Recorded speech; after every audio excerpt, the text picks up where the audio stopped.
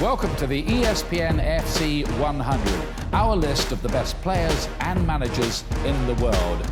We've broken down the players position by position to produce the most authoritative and comprehensive list yet. So the ESPN FC 100 list of left-backs has Marcelo of Real Madrid at number 1. Do we agree with that? I mean, he's been great, hasn't he, for a long time? I would agree with that. I know defensively he's not always the most secure and the best at defending, but I think he brings so much to a team going forward, and then we said in modern football that's very important as well. And I think also his personality, his character, his experience, I think all of that has to make him, for me, the best left-back in the world right now. He's been at Real Madrid now for more than 10 years. Yeah. 12 years. To stick 12 years, yeah. That long at the Bernabeu is remarkable. And I think another thing that is a feather in his cap is how much Cristiano Ronaldo rates him, wants to play with him. You know, I think would have him at Juventus, but for Alexandra, who's there, number 4 on the list, who's, I think, kind of mix between UFC fighter and ballerina. Because I mean, he is physical and technical. Jordi Alba having a great season with Barcelona. So bit of a comeback concert, isn't it, really, after his problems? Yeah. Yeah. So, and Mendy at 5 started the season really well with City.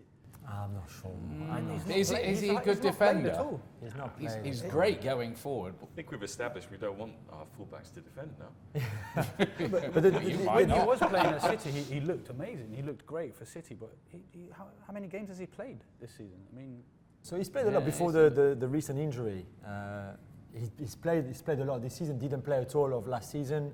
Went to the World Cup and Deschamps took him knowing that he was not fully fit, and then picked Lucas Fernandez, who is just below him at number 6 in his list, who was brilliant at the World Cup. Yeah, and it should be the other way around. Lucas deserves to be number 5. I think 5th in the world for Lucas Fernandez is the right position for someone, again, who's a centre-back that is moved sometimes at left-back by Simeone or Deschamps. But yeah, Mendy has been very disappointing in his attitude in 2018. He didn't have the right attitude. Deschamps, even Pep Guardiola at the start of the season, telling him that he was focusing too much on social media. For example, Deschamps was not happy with a few things that he did at the World Cup as well. So, and Pep said in that documentary that sometimes he drives everybody mad, didn't he? At City. And I think for him to go to the next step, really, of maybe becoming the number 1 left back in the world, he would have to be more disciplined and sort out that attitude, that nonchalance that he has.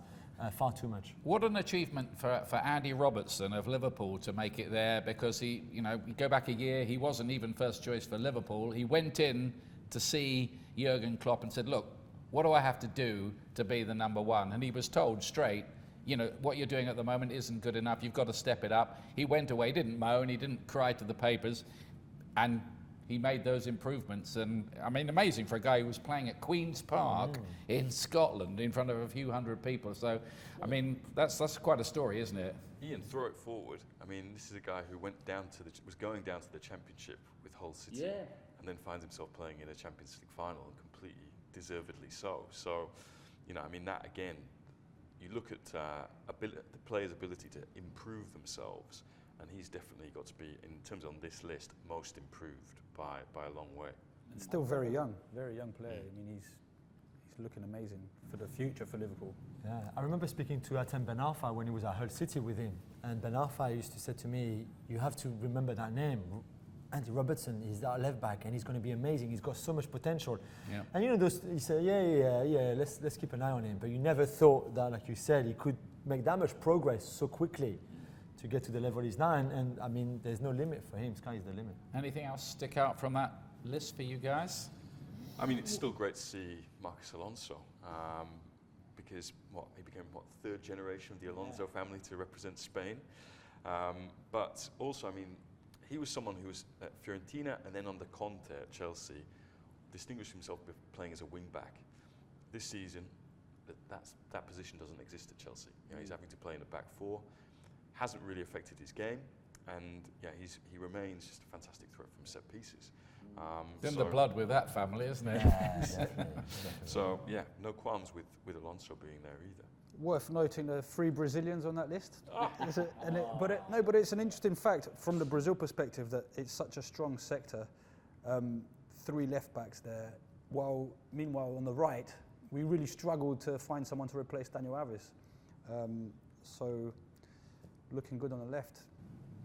But Marcelo is our undisputed number one. We're not arguing, are we? Such a good footballer. Yeah. So much skill. And just one last thing about Levin Kurzawa being somehow number 10 on that list, which is an absolute disgrace. He's nowhere near the top 10, nowhere near top 20 or even 30 best left backs in the world right now. I had to say. I think you better hope he doesn't watch this. Otherwise you'll have some text to answer, I think. More, if he doesn't see it, we hope you do, the ESPN FC 100 right here.